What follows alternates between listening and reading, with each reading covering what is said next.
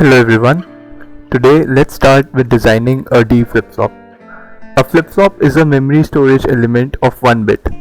Unlike other gate components which perform some computation on bits, it simply stores a bit. This is the very essence of a sequential circuit.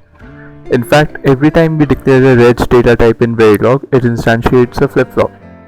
Before we start designing one, let's understand what a flip-flop does. This is a diagram of a D flip-flop. Whenever the POSH comes here, the data at D is transmitted over at Q. It has asynchronous reset. As soon as the reset signal goes low, the data at Q becomes 0. Now let's look at the Verilog code for the same.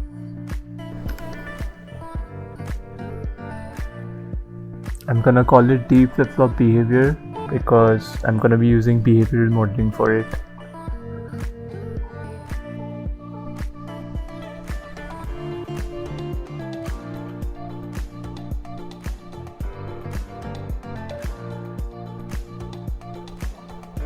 This is what we wanted to do: inputs clock, reset and D, and output Q.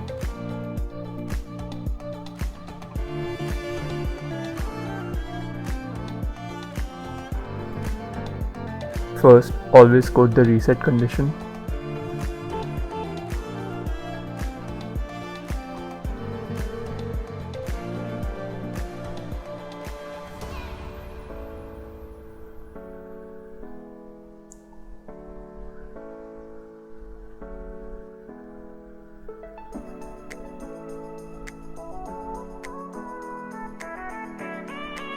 It's an edge triggered flip-flop, so we should have it trigger at the POSH of clock. That's it. Let's try to simulate it then.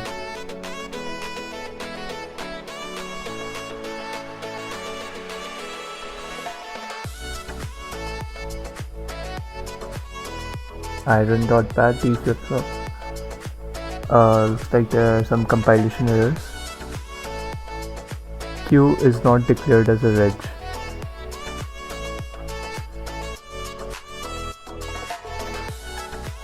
All inputs are supposed to be wires, and for sequential circuits, outputs are supposed to be reg because it's a memory element. So let's see now. It is compile error free. We don't need that beginning anyway because there's only one statement inside this always block.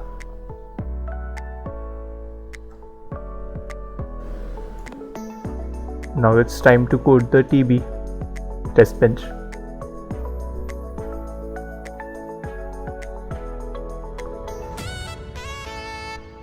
D flip-flop TB.3.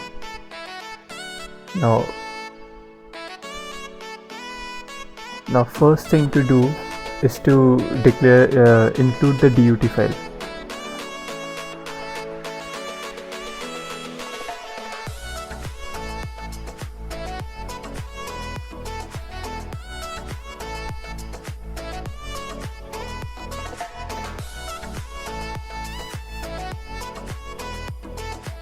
Here I am declaring all the inputs to the D flip-flop. You'll notice all the inputs are reg and outputs are wire because the test bench is driving the inputs, so it needs to be reg, and the outputs are being driven by the DUT. So we just need a wire here. Setting the clock. Now instantiating the DUT.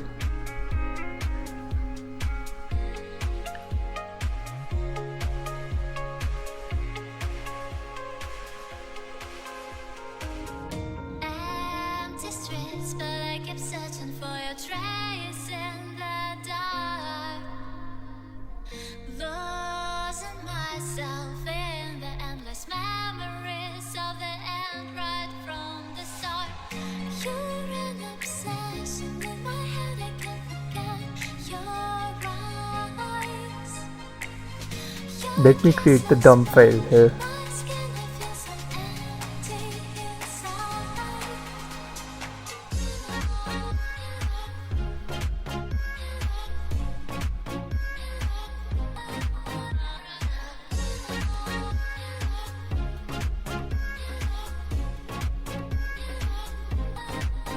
So in dump var, we need to pass the module name.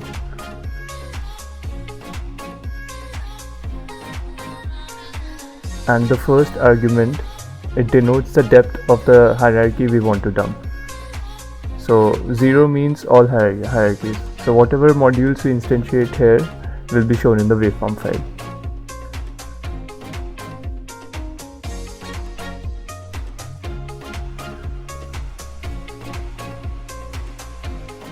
Okay, initially all my input signals are 0.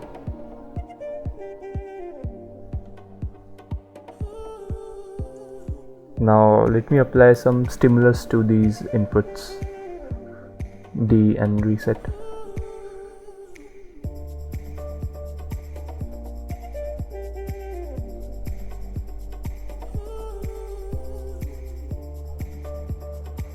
I'll just make it toggle similar to clock.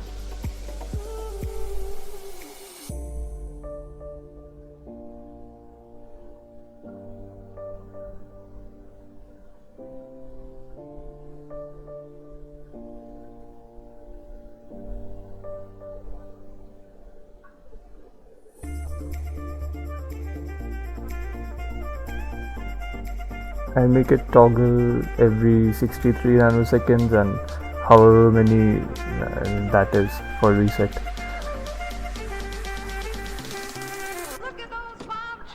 Now I'll set it as 1 initially so that reset is 1 at the start. And $finish after 5000 nanoseconds. Okay, should be good. Let's try compiling it.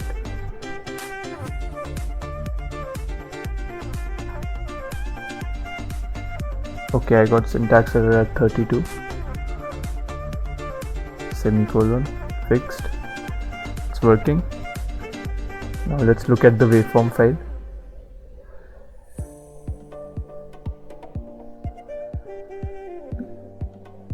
There we go.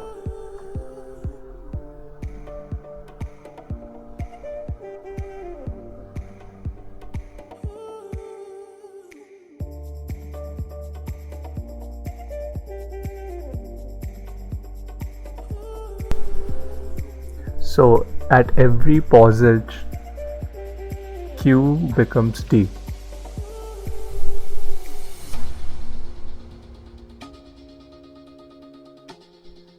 So it seems to be working.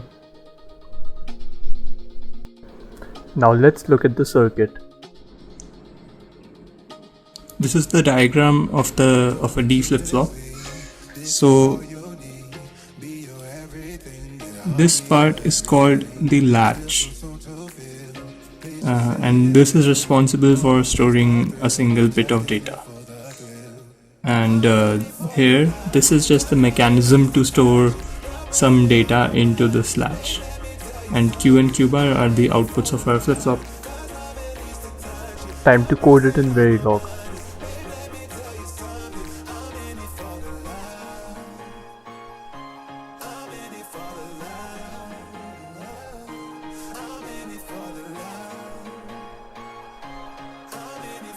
I won't code reset just yet. I'll just connect the gates.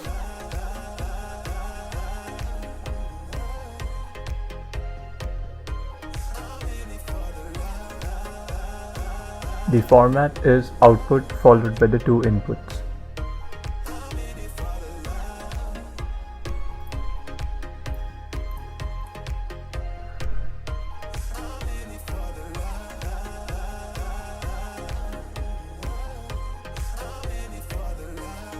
Here we go, all 4 NAND gates.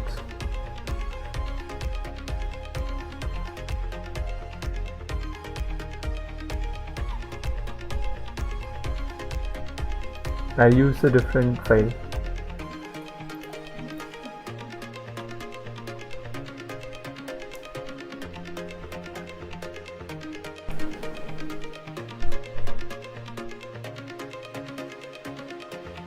There's an error. Q cannot be driven by primitives. Here's the problem. I'm declaring Q as a reg. So I'll remove it and let's see if it works. It worked.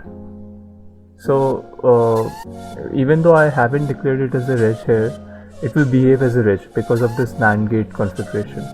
And this is essentially what happens when we declare a reg in Verilog. Some memory element is instantiated. Let's look at the waveforms. We can see all the wires we have used here, but we need only clock, D and Q.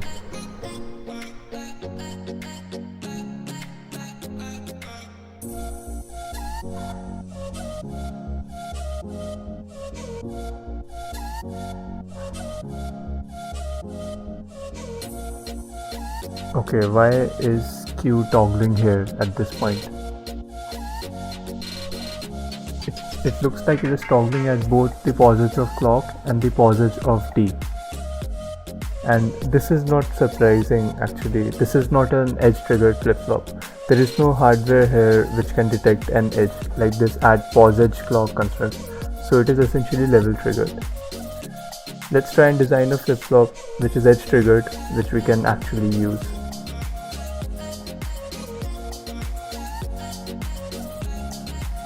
So this is the circuit of a master-slave D flip-flop, an edge-triggered master-slave D flip-flop I found on the internet. So I'm assuming this should work. So basically how it works is there are two flip-flops essentially. The first stage, which is called a master, and the second stage called slave. So and what happens is at the neg edge of the clock, because the first stage has an inverted stage, at the neg edge of the clock, the data moves from here to here, and at the pause edge of the clock, that data moves from this middle stage to the output. So it essentially behaves as an edge triggered flip-flop, and also it uses a NOR latch here instead of a NAND latch we were using earlier. Yeah, and also we can have a reset functionality by introducing an OR gate in the final latch. So what this will do is as soon as this signal becomes 1, it will make this memory element as 1, whatever be its case. So and it's a NOR latch, so the output, the Q, would be an inverse of that 0, and right, this should be inverted. This is reset. Okay, anyway, let's code this in Verilog and see what output we get.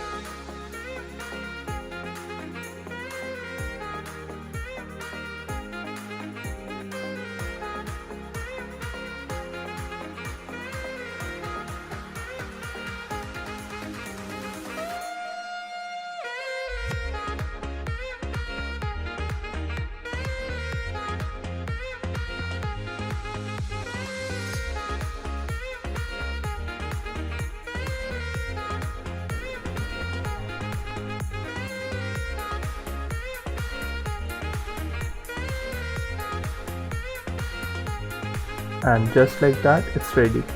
Let's plug it into our simulator and give it a try.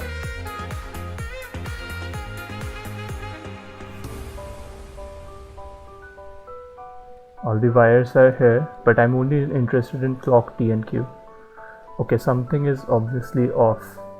What's this wire over here? Okay, there has been a typo. Yep, there it is.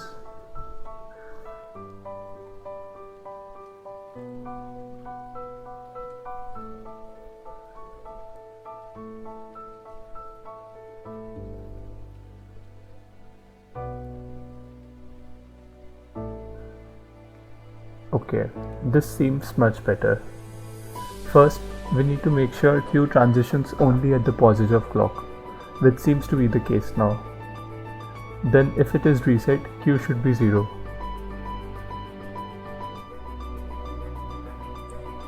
And then we need to make sure Q doesn't transition at the positive T.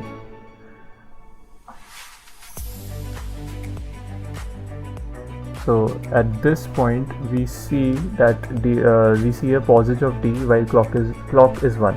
If we were using a level trigger design, Q would have changed, but it didn't. So I think it's a successful design. At this point, we might as well design a JK flip-flop as well.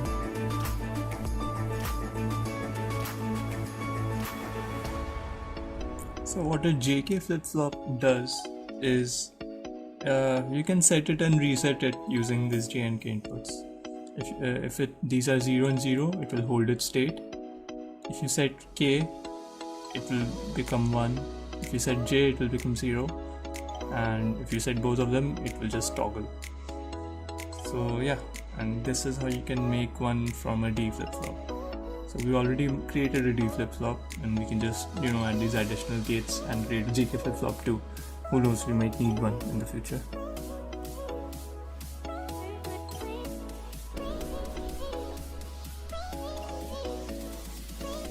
I'll start by creating the behavioral model of the JK flip-flop.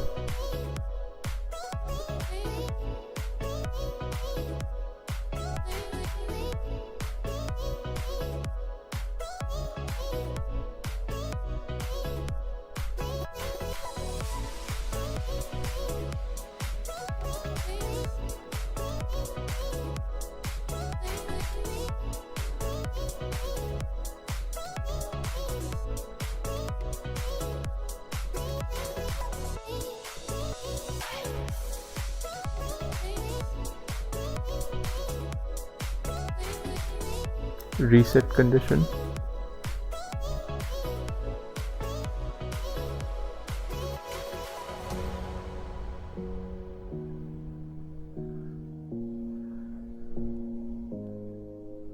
Now clock in block.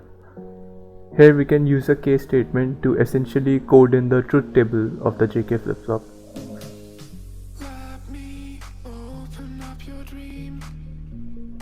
Nothing should happen when it's 0, 0.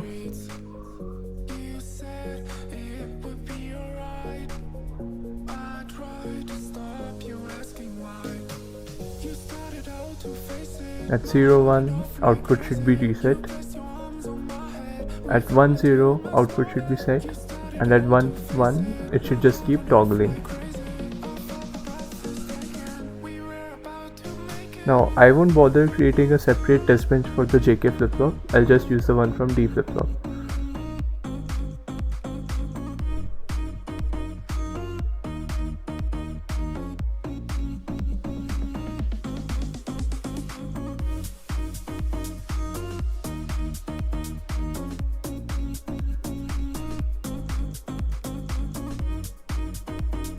We don't need to add the outputs, just clock, reset J and K is enough.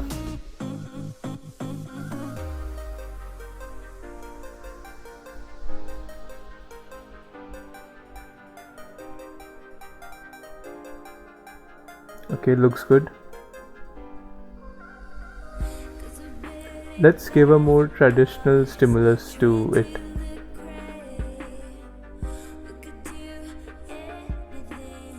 This is a Verilog for loop.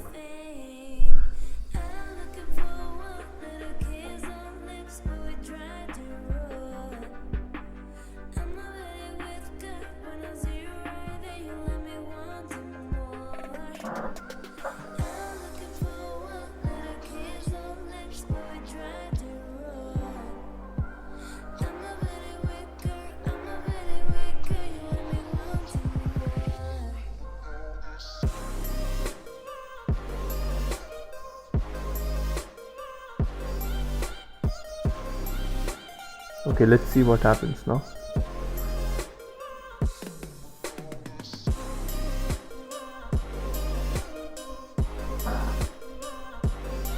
Oh, I haven't included it yet.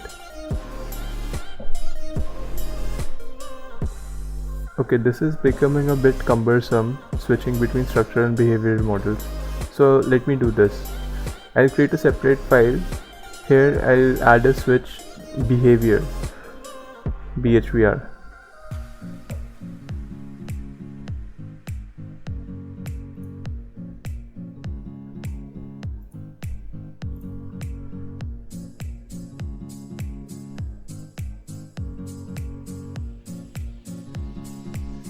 And I'll add all the behavioral files to this switch, else I'll add the structural files.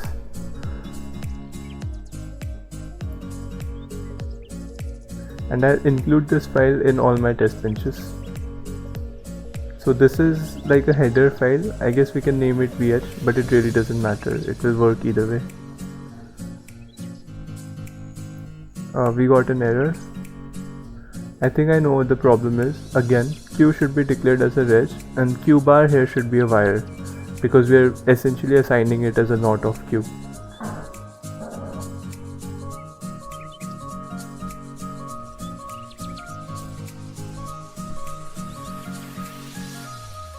Output is all X. Recent wasn't up until this point, I think. It's not really clear from here, so let's check the waveform. Now we have both the D and JK flip-flop here, and both of these are behavioral sims, so we won't see any extra wires. What the heck? Why is it toggling so fast?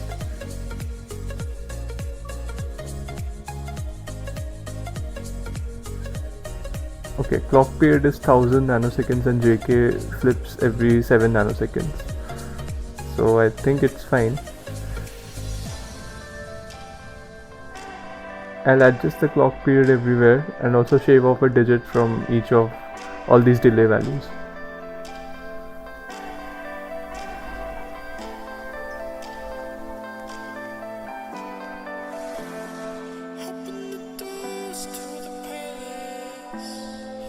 Okay, why is it not being reset?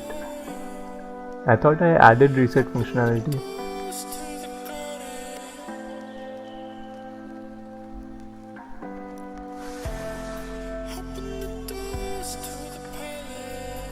Looks like it is always toggling at the positive clock, which is good.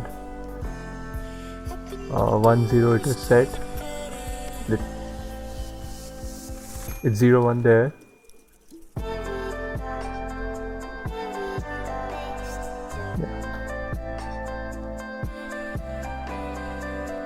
So it's working, it's just that reset is not added. Let me see what's wrong.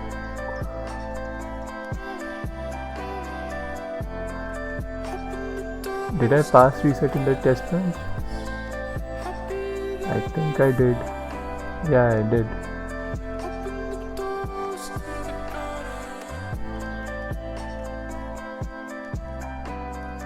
Okay, after a little bit of googling, I figured it out. I need to have a reset condition in the clocking block as well.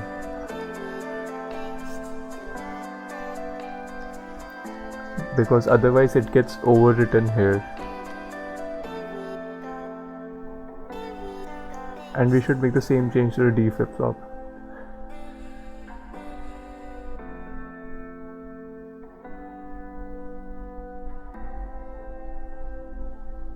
Let's see now.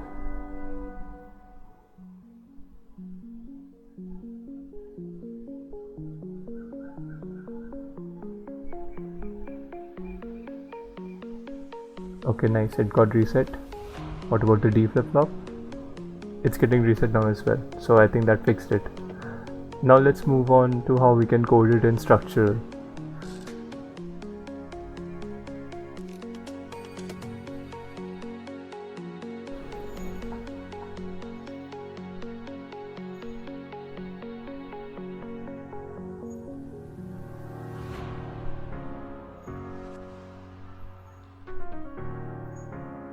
I'll remove the reg declaration. One more thing I should do is that since I'll be using my D flip-flop and it doesn't have an inverted Q bar output, so let me add that first.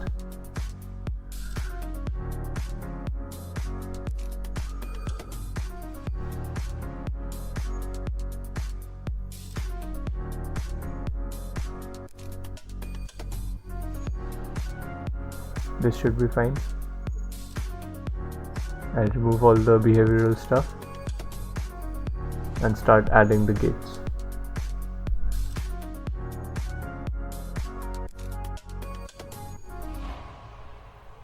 I think I can add it like this.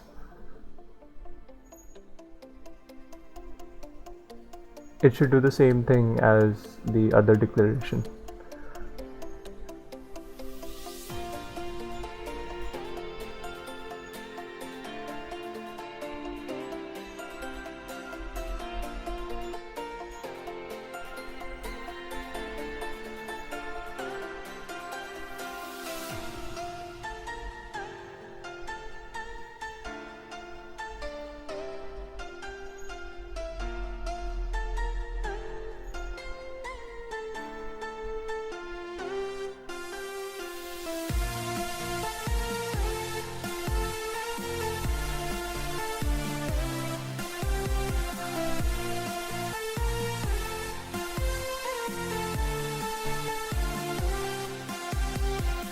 Now time to switch to structural, and I think we should see the exact same output.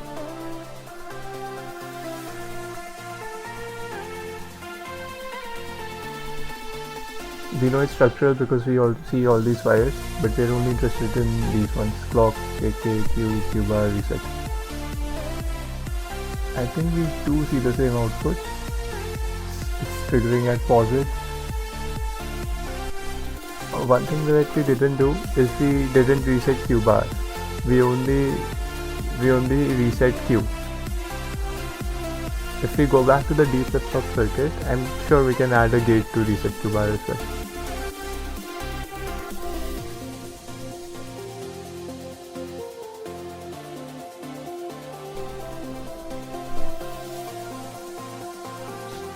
So I think I solved it. I added this AND gate here with a non-inverted reset.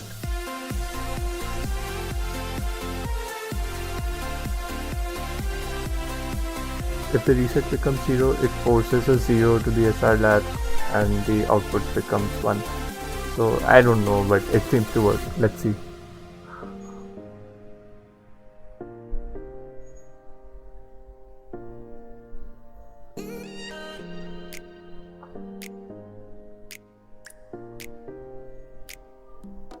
Here we go.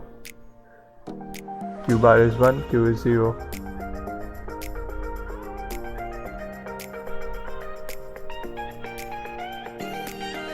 Let's see the internal D flip-flop.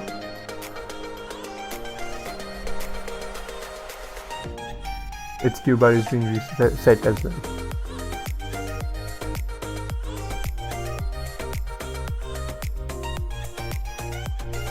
Yeah, I think that should be good. So today we created two kinds of flip-flops using both behavioral and structural modeling. Yeah, that's it. In the future, we can use these flip-flops to create all sorts of sequential circuits like registers and counters. That's it. Thanks for watching.